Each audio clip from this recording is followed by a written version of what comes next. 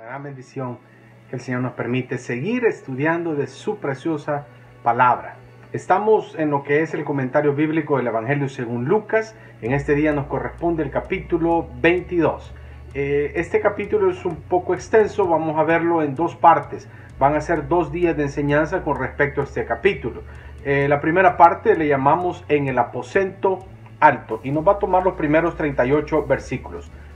Jesús había fijado firmemente su rostro para ir a Jerusalén, y esto lo vemos desde Lucas 9, versículo 51, sabiendo muy bien lo que le sucedería ahí.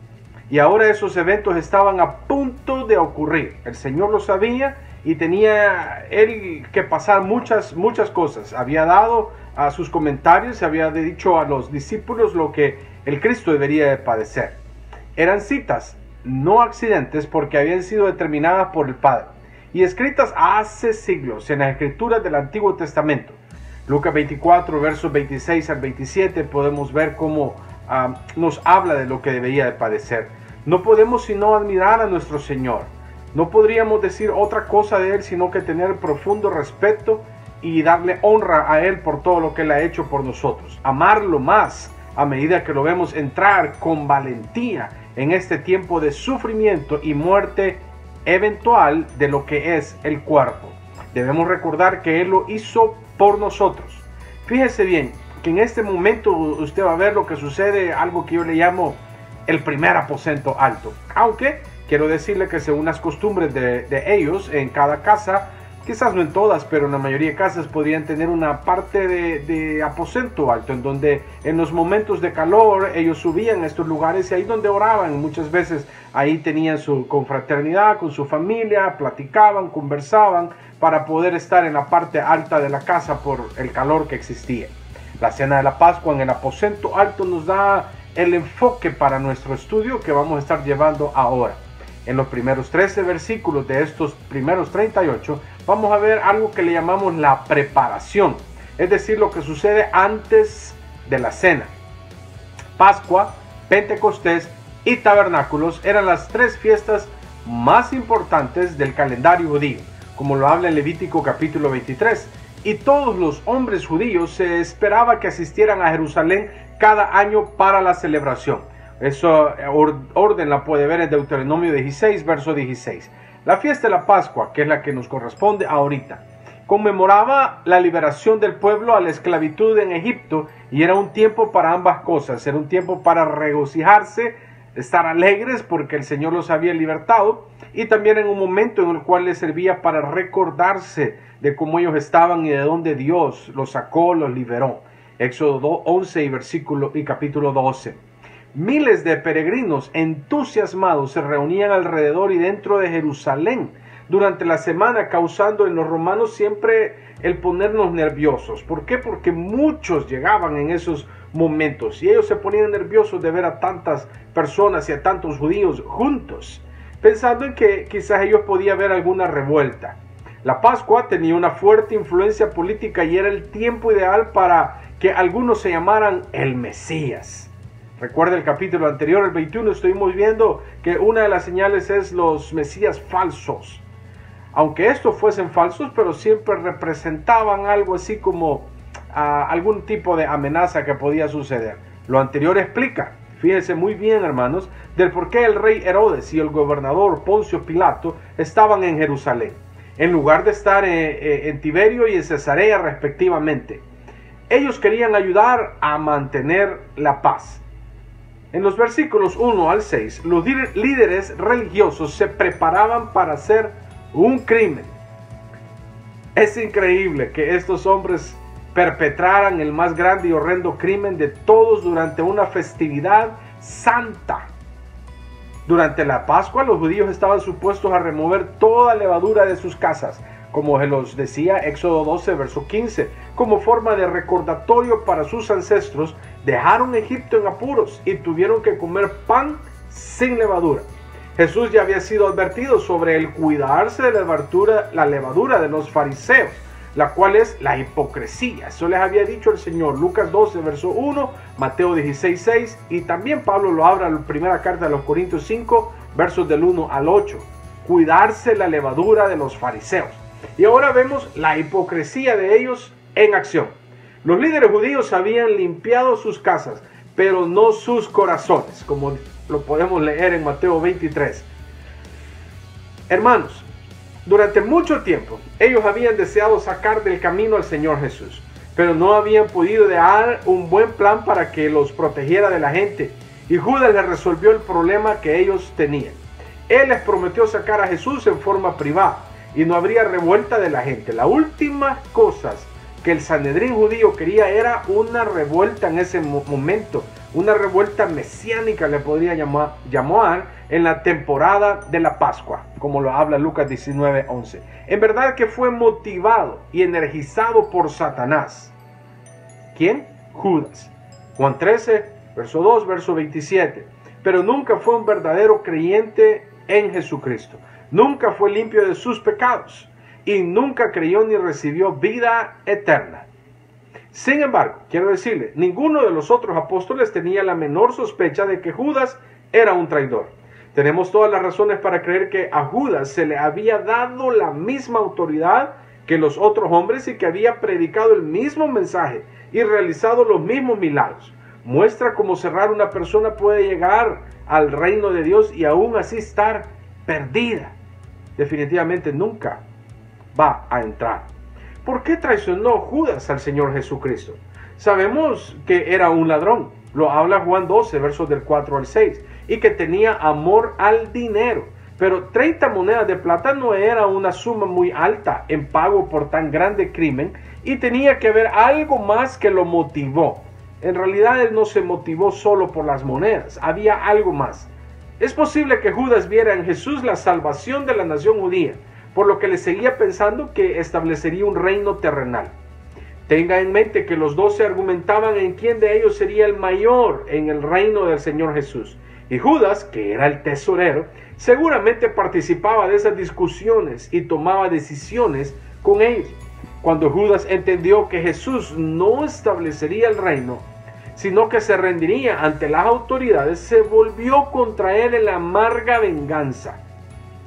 La levadura en él creció secreta y calladamente hasta que produjo malicia y maldad. Tenga cuidado con eso, hermanos. Poco a poco puede crecer en usted el pecado y no percatarse de lo que está haciendo. Cuando cooperas con Satanás, pagas muy caro. Y Judas terminó destruyéndose a sí mismo, como lo dice Mateo 27, versos de 3 al 5. Satanás es un asesino y mentiroso y se reprodujo perfectamente en Judas. Fíjese, hermanos, a partir de este momento, después de comentar estos aspectos de Judas, vemos a Jesús como él prepara y es como él se prepara a la vez para la Pascua. Versos del 7 al 13 de Lucas 22. La forma en que nuestro Señor dispuso para la fiesta de la Pascua indica que Él sabía que había parcelas a pie. Hasta que los discípulos llegaron a la habitación superior, solo Jesús, Pedro y Juan sabían que se celebraba la fiesta. Y se le hacía saber a Judas, hermanos, en ese momento. Es probable que él lo hubiera divulgado a las autoridades. Fíjense, número 1, Pedro y Juan no habían viajado localizando al hombre con una foto de agua, porque los hombres rara vez llevaban jarras de agua. Esta era la tarea de las mujeres. Como el hombre que poseía el asno y el pollino, Lucas 19, versos 28 al 34. Este hombre anónimo fue un discípulo de Jesús que puso su casa a disposición del maestro para lo que sería su última Pascua, hablando terrenalmente. Pedro y Juan comprarán un cordero aprobado y lo llevarán al templo para ser muertos. Luego tomarán el cordero y los otros elementos de la cena a la casa donde planean reunirse, y allí el cordero sería asado. Recuerda, son las instrucciones que el Señor le había dado a Moisés en Éxodo. La mesa sería amueblada con vino, pan y levadura, y la pasta de hierbas amargas, que recuerda a los judíos de su larga amargura y esclavitud en Egipto. Éxodo 12, versos del 1 al 28. Hay una cuestión aquí, hermanos, cronológica. Aquí debe ser abordada, o parecería que los escritores del Evangelio se contradicen entre sí. Según Juan 18, verso 18, los líderes judíos no han estado comiendo la Pascua. Y el día que Jesús fue juzgado y condenado fue la preparación de la Pascua. Juan 19, verso 14. Pero el Señor y sus discípulos ya habían comido la Pascua. Hay una posible solución a este dilema. Los judíos, en realidad, en aquella época contaban los días de una de dos maneras: de puesta de sol a puesta del sol, o desde el amanecer al amanecer. El primer enfoque era tradicionalmente judío, como lo dice Génesis 1, verso 5, mientras que el segundo era romano, aunque tenía procedentes bíblicos, también Génesis 8, verso 22. Los evangelios sinópticos, hermanos, Mateo, Marcos y Lucas, usan la forma judía y Juan usa la forma romana. Por lo tanto, no hay contradicción. Los sacerdotes del templo permitían traer los corderos para sacrificios, ya fuera en una u otra forma, y aparentemente los líderes judíos usaban la forma romana, como lo habla Juan 18, verso 28. Pero Jesús y los discípulos usaron la forma judía.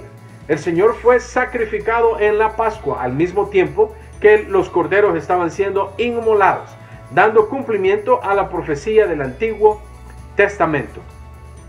Esa es la primera parte. Jesús se prepara para la Pascua. Pero en este Lucas capítulo 22, versos del 14 al 16, vamos a ver algo acá también, que es algo que le podríamos llamar una especie de revelación. Es decir, lo que sucede durante la Pascua. Los discípulos no sabían qué esperar mientras se encontraban en el aposento alto, pero resultó ser una noche de dolorosa revelación. Jesús, el anfitrión de la cena, lo recibió con el tradicional beso de paz. ¿Se acuerda de eso? Y luego los hombres se reclinaron alrededor de la mesa. Judas a la izquierda de nuestro Señor y Juan a su derecha. Lo habla Juan 13, 23. En el versículos 14 al 16, en este momento de la revelación o en el momento durante la Pascua, quiero decirle que Jesús revela su amor a los discípulos. Lo hizo por lo que dijo y por lo que hizo. Él les dijo a sus amigos que tenía un gran deseo de compartir esta última Pascua con ellos antes de que sufrieran. La Pascua conmemoraba el éxodo de Israel de Egipto siglos antes, pero Él realizará un mayor éxodo en la cruz. Él compraría redención de pecados para un mundo de pecadores perdidos. Entonces se levantó, se ceñía con una toalla y lavaba los pies de los discípulos, incluyendo a Judas. Más tarde, esa noche, los 12 discutirían, hermanos, cuál de ellos era el más grande. Así que esta lección de humildad que le estaba dando el Señor y una lección de servicio no penetró en sus corazones, a pesar que el maestro de maestros les estaba enseñando no que era importante quién sería el mayor o el más grande entre ellos, ahora que Jesús ya no estaba, sino que Jesús les hablaba de liderazgo, de servicio. Tal vez Pedro tenía esta escena en mente cuando años más tarde él amonestó a sus lectores a vestirse con humildad, como lo dice primera carta de Pedro 5, verso 5. Las palabras de nuestro Señor en Lucas 22, 16 indican que no habrá más Pascua en el calendario de Dios. La próxima fiesta será la gran fiesta del reino, cuando Él regresaría para establecer su gobierno en la tierra. Lucas 22, versos 28 al 30. Vio más allá del sufrimiento a la gloria, más allá de la cruz a la corona, y en su amor extendió la mano para inclinarse a sus amigos. Jesús también en estos momentos revela la presencia de la traición. Y puede leer en los versículos del 21 al 23 lo que sucede, lo que el Señor está revelando en ese momento. Ya había insinuado el Señor a sus discípulos que uno de ellos no estaba realmente con Él.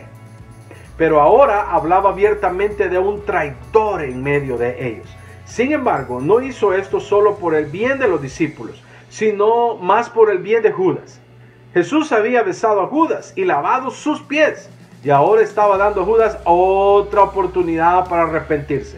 Como el Señor nos las da a nosotros día con día, tenemos esa ventaja de que si estamos con el Señor, si nos acercamos a Él con humildad, con un corazón contrito y humillado, Él nunca nos va a rechazar.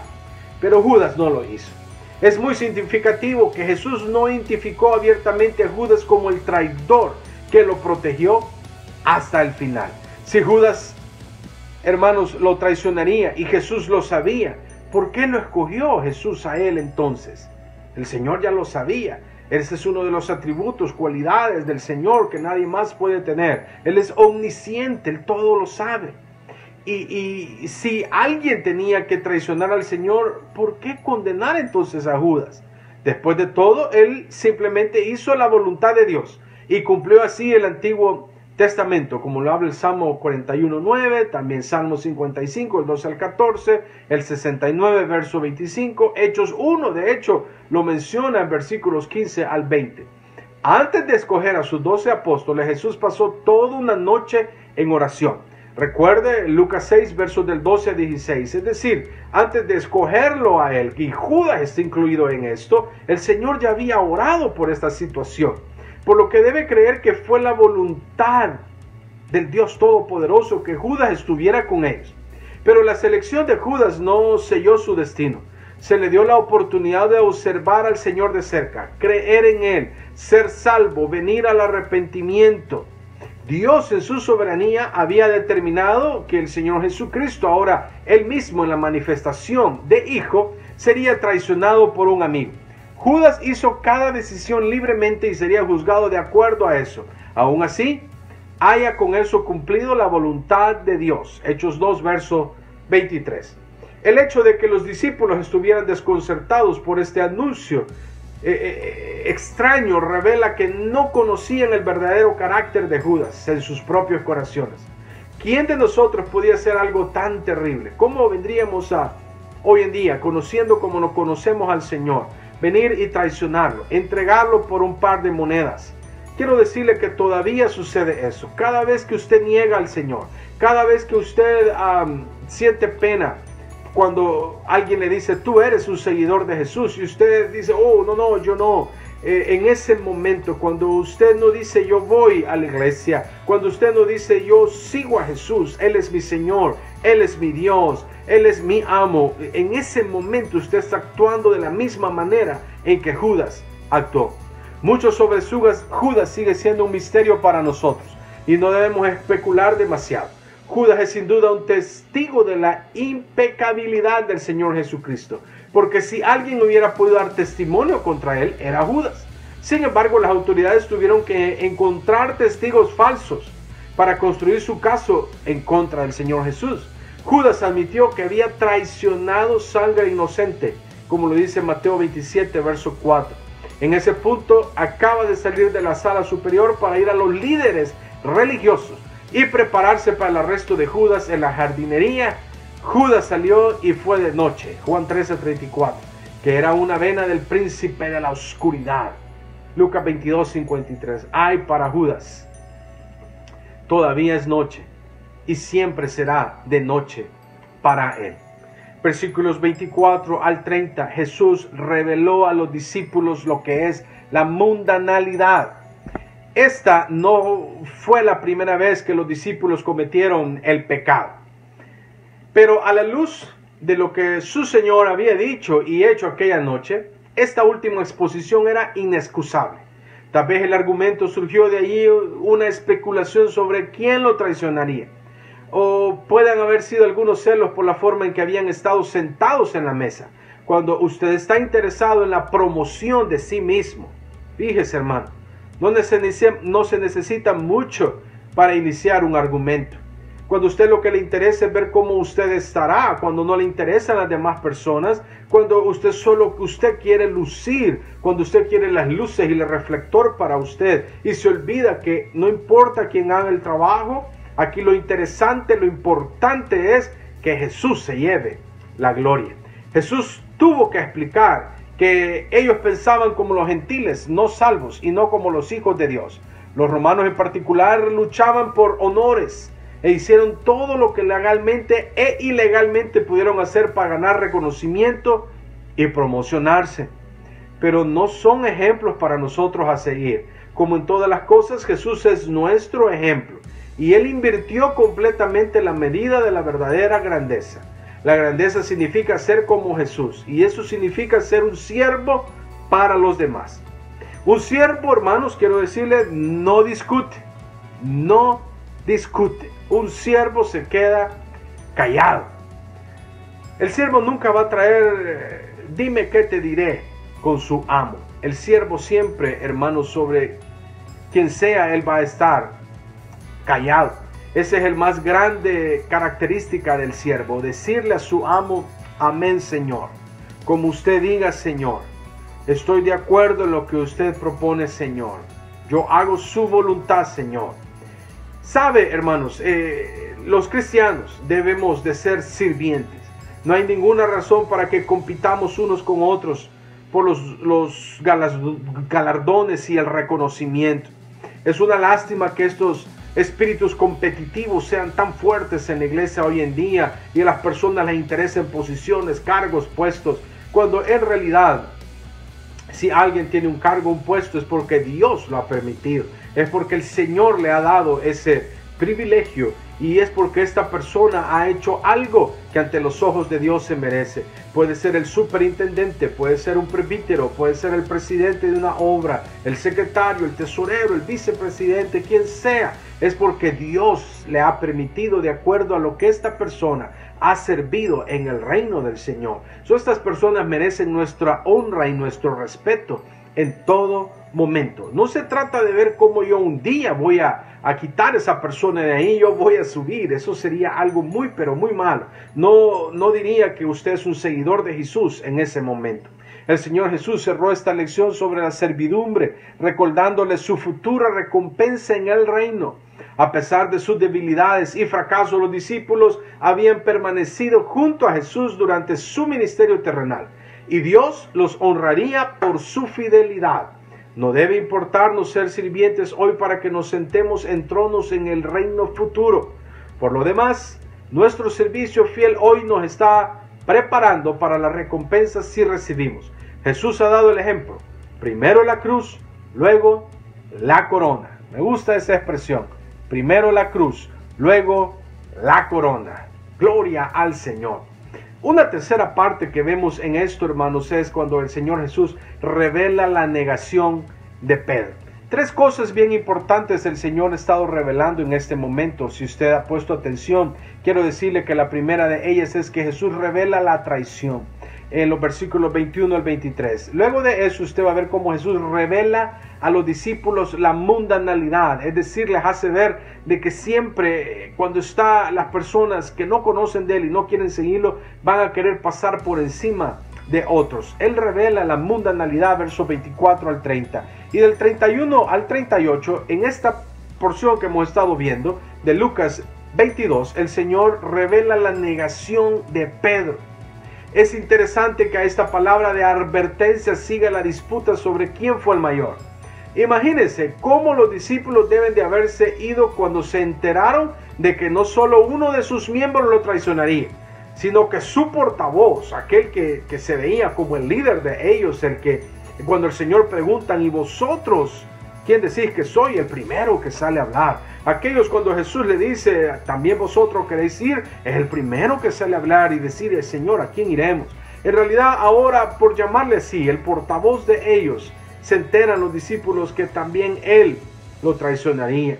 Este líder le negaría públicamente. Pedro negaría al Señor públicamente. Si un hombre fuerte como Pedro iba a fallar al Señor, ¿qué esperanza había para el resto de los demás? Ya Judas también traicionaría y ahora Pedro negaría al Señor. Entonces dicen los otros, ¿qué será de nosotros? Tremendo. Esto solo nos va a ayudar, como Jesús dijo, este género se da con oración y ayuno. Es muy importante para que no caigamos en esas cosas, en la traición, hermanos, que es cuando no queremos de nada del Señor, o cuando ya lo conocemos y nos volvemos impíos, es decir, sabiendo la verdad, hermanos, dejamos el camino, vender lo que es la verdad y comprar la mentira y volverse apóstata, venir a caer en la mundanalidad y ver cómo pasa llevándose a otros por encima. Ahora terminamos cayendo, las personas caen para gloria del Señor, no es el caso mío, espero que no sea el suyo y que nos mantengamos en continua consagración ante el Señor para un día, cuando venga ese momento, no negar al Señor y creer en Él como un primer paso para la salvación. Amén a eso. Versículos 17, 20 de Lucas 22, vemos lo que sucede después de la cena. Hay una conmemoración. Era una de las comidas de la Pascua que estaba llegando a su fin. Mateo 26, verso 25, hermanos. Quiero decirle que Jesús instituyó una ordenanza que la iglesia llama la comunión. Algo otros le llaman la cena del Señor. La palabra significa, hermanos, en este momento dar gracias. La fiesta de la Pascua la abrieron con una oración de acción de gracias, seguida de la bebida de las primeras 4 copas de vino, el vino que se diluye con agua y que no es embriagante. Luego comieron las hierbas amargas y cantaron salmos del 113 al 114. Luego bebieron la segunda copa de vino y comenzaron a comer el cordero asado y el pan sin levadura. Después de beber la tercera copa de vino, cantaron los salmos 115 al 118. Y luego la cuarta copa, la cual se pasó a todos. Es probable que entre la tercera y la cuarta copa de vino Jesús instituyera la cena. Pablo dio la orden de la cena, hermanos, en 1 Corintios 11, versos 23 al 26. Primero Jesús parte el pan sin levadura, dio gracias y lo partió con los discípulos, diciendo que representaba su cuerpo, el cual era dado para ellos. Luego dio las gracias por la copa y la compartió, diciendo que representaba su sangre. Era un símbolo de servicio que utilizan los elementos básicos de una humilde comida judía. Jesús santificó las cosas simples de la vida y las usó para transmitir profundas verdades espirituales. El Señor estableció los propósitos de la cena. Hay 3 en ellos, se los menciono. Número 1, dice, en memoria de mí. Primera carta a los Corintios, capítulo 11, 22 al 25. Es una fiesta conmemorativa para recordar a un creyente que Jesucristo dio su cuerpo y sangre para la redención del mundo. No hay sugerencia en que cuenta que en dicha cena algo milagroso tuvo lugar cuando Jesús bendice el pan y la copa. El pan permaneció como pan y el vino permaneció como vino. Y el acto físico de recibir elementos, hermanos, no hizo nada especial a los 11 discípulos. Cuando participamos nos identificamos con su cuerpo y sangre. 1 Corintios 10, 16. Número 2. Un segundo propósito se da acá para la cena y es la proclamación de su muerte hasta que Él vuelva. 1 Corintios 11, 26. La cena nos anima a mirar hacia atrás con amor y adoración a lo que Él hizo por nosotros en la cruz. Y mirar hacia adelante con fe y anticipación a su venida de nuevo, ya que debemos tener cuidado en no venir a la mesa del Señor con pecados conocidos que se ven en nuestras vidas. La cena también debe ser una ocasión para mirar y examinar nuestros corazones y confesar nuestros pecados. Es una gran oportunidad para ponerse a cuentas con el Señor. Número 3. Después de la bendición de la cena es el recordatorio de la unidad de la iglesia, que somos un pan. 1 Corintios 17. Es la cena del Señor y no es propiedad exclusiva de ninguna denominación. Fíjese eso. Cada vez que compartimos la cena o la última comida del Señor, nos estamos identificando con cristianos en todas partes del mundo y somos recordados de nuestra obligación de mantener la unidad del Espíritu en el vínculo de la paz, como lo habla Efesios capítulo 4, verso 3. Hay 3 cosas entonces que el Señor establece como propósitos en este momento de lo que es la última comida del Señor con sus discípulos. Dice, en memoria de mí. Luego de eso, un segundo propósito es para la proclamación de su muerte hasta que Él vuelva. Y número 3, para ser un recordatorio de la unidad de la iglesia. Muy importante los propósitos que el Señor hace en este momento. Fíjese, hermanos, para que recibamos una bendición espiritual de la cena se necesita más que una mera participación física. También debemos ser capaces de discernir, hermanos. Es muy importante. El cual es ver la verdad espiritual que es inherente en el pan y la copa. Esto es el discernimiento espiritual, el cual viene a través del Espíritu usando la palabra. El Espíritu Santo hace que todo esto sea real para pedir mientras esperamos ante el Señor en la mesa. Después de instituir la cena, Jesús enseñó a sus discípulos muchas de las verdades básicas que necesitaban desesperadamente ellos tener para sus ministerios que fuesen efectivos en un mundo hostil. Él oró por sus discípulos, como lo leemos en Juan 17. Luego cantaron himnos y se fueron de la habitación superior para el Getsemaní. Judas ya en este momento sabía que irían allí y tendría a los oficiales arrestados preparados para arrestar, al Señor. Al repasar este pasaje no puede dejar de sentirse o ponerse de una forma como impresionado por la calma y el coraje del Señor Jesucristo. Es Él quien tiene el control, no era Satanás, no Judas, tampoco el Sanedrín. Es Él quien anima a los apóstoles e incluso puede entonar himnos antes de salir a morir en esa cruz. Tened ánimo, dice el Señor. Hay unas palabras de Isaac Watts. Dice, en esta se le expresa muy bien lo que nuestra respuesta debería de ser. Amor así demanda mi alma, mi vida y mi todo. Un amor como el amor del Señor Jesucristo. Tenemos una deuda de amor en todo momento por lo que Él hizo por nosotros. Grandes lecciones que el Señor nos ha dado en esta primera parte de lo que es Lucas 22. La institución de la cena, el recordatorio, los motivos, el por qué lo hace, lo que el Señor revela muchas cosas, hermanos, en estos momentos. Y recuerde los discípulos pensando quién sería el mayor. El mayor de todos, recuerde, hermanos, es el que sirve a todos. Quiero desearle en todo momento que la paz, la gracia y la bendición del Dios Todopoderoso esté de continuo en sus vidas. Que el Señor le bendiga.